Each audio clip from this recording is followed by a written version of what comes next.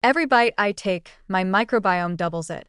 I chew carefully, trying to respect my diet, tracking calories like a disciplined accountant, imagining that restraint and intention are enough to control my body. But my microbes? They don't just ignore diet culture, they openly rebel against it. Low calorie, they scoff. Challenge accepted.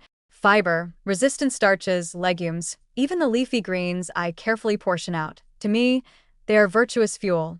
To my microbes, they are raw materials for energy extraction, gas production, and metabolic domination.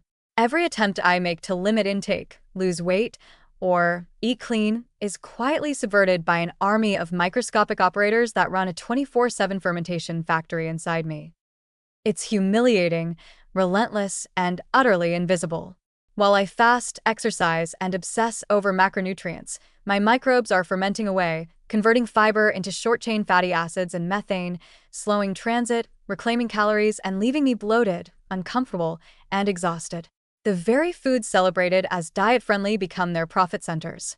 Lentils, beans, broccoli, oats. These healthy choices are turned against me, amplified internally, and transformed into gas and reclaimed energy.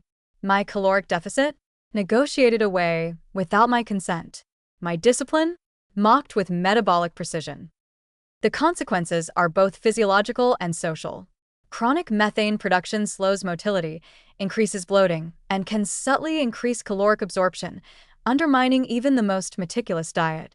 Meals that should be neutral, low-calorie, or light instead become exercises in internal chaos. Salad for lunch? A tactical gain for methanogens. Overnight oats for breakfast?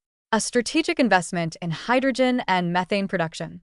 Every fiber-rich bite I consume is a potential liability, producing discomfort, gas, and the cruel irony of calories I thought I had restricted.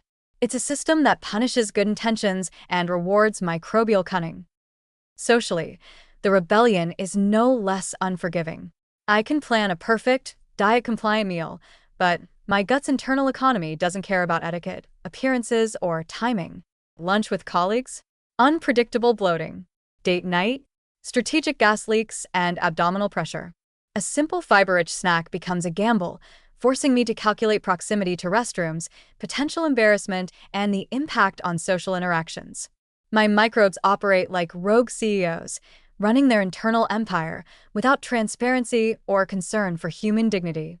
Every attempt at control is met with resistance, every disciplined choice becomes an investment in microbial profit, and every day is a reminder that diet culture is a human construct my microbiome actively subverts. Even interventions that should help are limited in effect. Low FODMAP diets, probiotics, digestive enzymes, and intermittent fasting may reduce symptoms temporarily, but the microbial rebels are adaptive, resilient, and persistent. Antibiotics, dietary changes, or short-term restrictions cannot fully dismantle the system.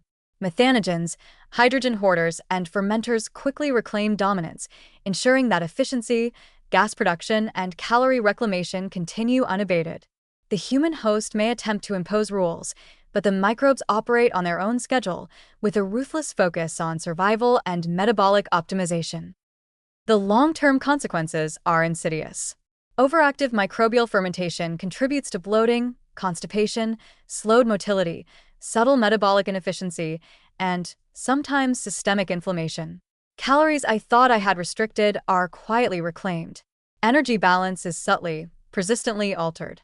While I adhere to diet plans and measure intake meticulously, my gut continues to profit from my restraint, producing gas, reclaiming energy, and subtly undermining both health and comfort.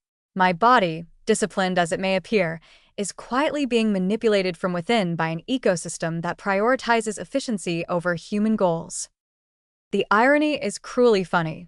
Diet culture assumes that discipline, restraint, and caloric awareness are sufficient to produce predictable results. My microbiome, however, has other ideas. While I count calories, exercise, and fast, it multiplies every bite, converts fiber into gas, and absorbs energy in ways that make dieting feel like an exercise in futility. Every healthy choice is subverted, every effort to restrict intake is met with rebellion, and every bite becomes a negotiation between human intention and microbial ambition. Fiber, calories, and digestion become a battlefield where I am outmatched, humiliated, and forced to recalibrate expectations. In the end, my microbes don't just ignore diet culture, they actively undermine it. They take every bite, every attempt at restraint, and transform it into gas, bloating, and reclaimed calories. They slow transit, maximize energy absorption, and operate independently of my intentions, discipline, or morality. I may try to follow the rules, eat clean, and measure every portion, but the microbial rebellion is relentless, invisible, and adaptive. Every fiber-rich meal is both nourishment and sabotage, every snack a calculated coup, and every day a reminder that human effort is only partially effective when facing a system that doesn't recognize diet culture. My microbiome doesn't negotiate, it dominates, and in this invisible war, every bite I take is multiplied, every calorie I think I've restricted is quietly reclaimed, and every attempt at discipline is a negotiation I am doomed to lose.